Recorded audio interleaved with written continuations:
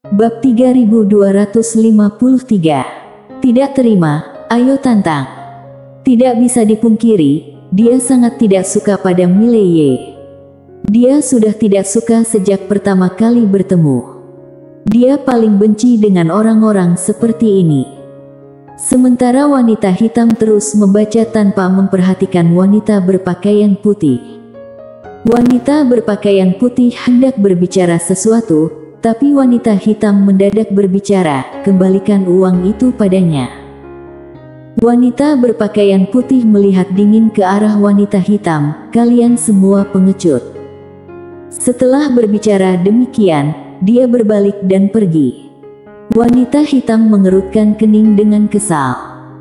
Mileye meninggalkan ruang waktu 0 derajat dan kembali ke kekaisaran kuno bersama dengan Putri Kara. Saat ini, akademi di kekaisaran kuno telah mulai beroperasi.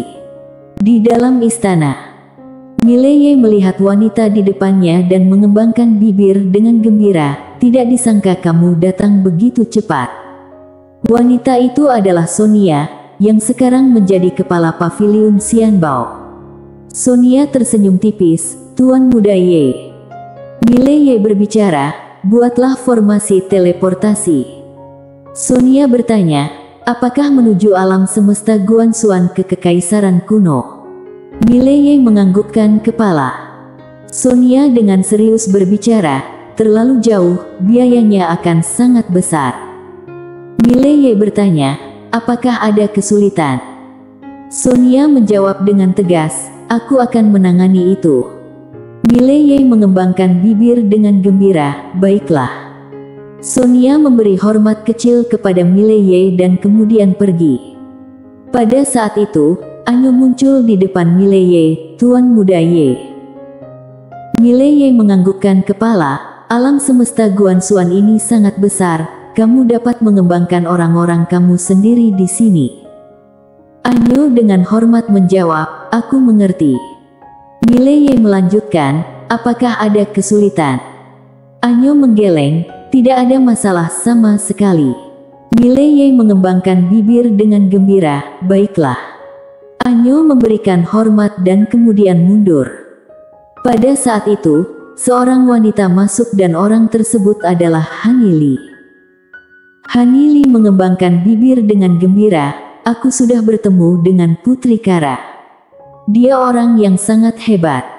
Mileye menganggukkan kepala, "Untuk mendirikan Akademi Guanxuan di Kaisar Kuno, kita membutuhkan bantuan penuhnya. Di Kaisar Kuno, kamu harus bekerja sama dengannya. Di tempat lain, dia harus bekerja sama dengan kamu." Hanili mengangguk, "Aku mengerti." Mileye mendadak berdiri, berjalan ke pintu besar aula dan menatap ke kejauhan. Dia berbicara dengan pelan, "Berbicaralah tentang Akademi Guanxuan." Hanili sedikit bingung dengan maksudnya. Mileye tertawa, "Coba kita bicarakan dari sudut pandang yang berbeda." Hanili tetap diam. Pada saat itu, suara dari samping mendadak terdengar, "Aku ingin berbicara, bolehkah?" Mileye berbalik melihat. Tidak jauh dari sana, Putri Kara berjalan perlahan mendekati. Mileye mengembangkan bibir dengan gembira, "Tentu saja." Putri Kara menatap Hanili, mengembangkan bibir dengan gembira, "Nona Hani." Hanili mengembangkan bibir dengan gembira, "Putri Kara, kamu lebih dulu."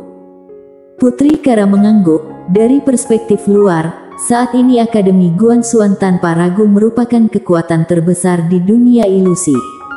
Namun, menurut pendapat aku, ada masalah fatal di dalamnya. Masalah fatal ini adalah bahwa komposisi internal Akademi Guanxuan saat ini seperti bubur, semua kekuatan dan keluarga bergabung dengan Akademi Guanxuan karena kepentingan mereka. Alasan utama mereka mematuhi tatanan yang dibangun oleh Tuan Muda Ye adalah karena takut kehilangan keuntungan. Bisa dikatakan bahwa banyak kekuatan tidak benar-benar berusaha membentuk tatanan hukum ilahi yang sesungguhnya seperti yang diinginkan oleh Tuan Muda Ye."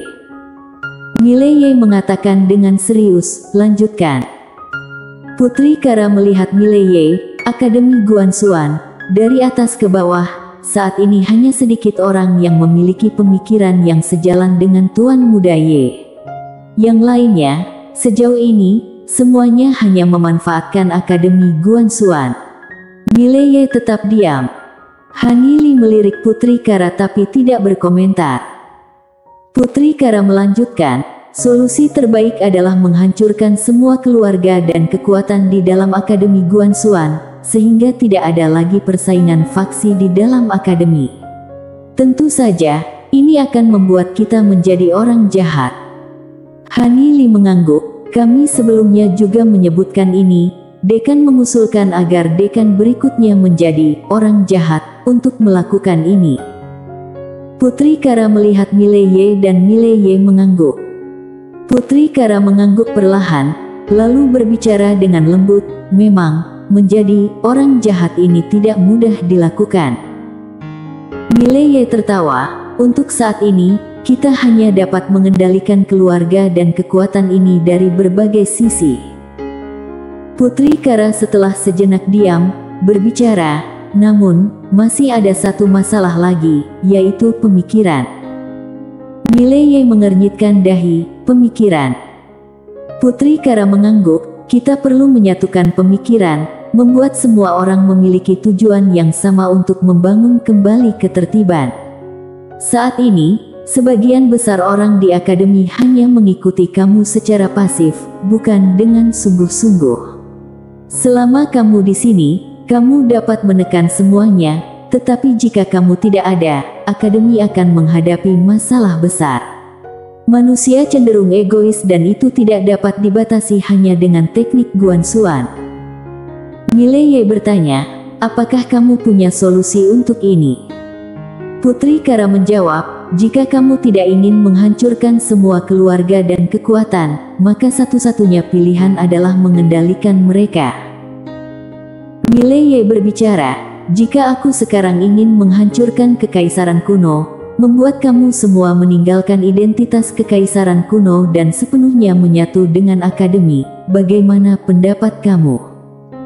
Putri Kara diam sejenak sebelum berbicara, akan ada perlawanan sengit, dan kamu harus membunuh banyak orang untuk mencapainya. Mileye mengembangkan bibir dengan gembira, ya. Putri Kara mendesah dengan pelan. Mileye mengembangkan bibir dengan gembira, aku tidak terlalu terburu-buru tentang itu, biarkan untuk generasi berikutnya menanganinya. Putri Kara berkomentar, kamu agak merencanakan kehidupan anak lelakimu sekarang. Mileye tertawa, tidak ada pilihan. Putri Kara berserius, propaganda. Mileye bertanya, propaganda. Putri Kara mengangguk, akademi tidak memiliki ideologi yang jelas. Kamu punya ide, tetapi akademi belum. Oleh karena itu, kamu perlu menyuntikkan pemikiranmu ke seluruh akademi. Bangun kembali ketertiban, buat semua orang berjuang bersama untuk tujuan ini. Mileye berbicara pelan, aku tidak berpikir tentang ini sebelumnya. Putri Kara mengembangkan bibir dengan gembira, masih ada waktu. Selain itu, saat yang tepat, karena aku telah menyelidiki Akademi Guanxuan kamu, akademi baru saja dimulai dan ini adalah waktu yang tepat. Mileye melihat Han Yili, Han Yili mengangguk sedikit, aku akan mengatur ini. Mileye mengangguk, baik.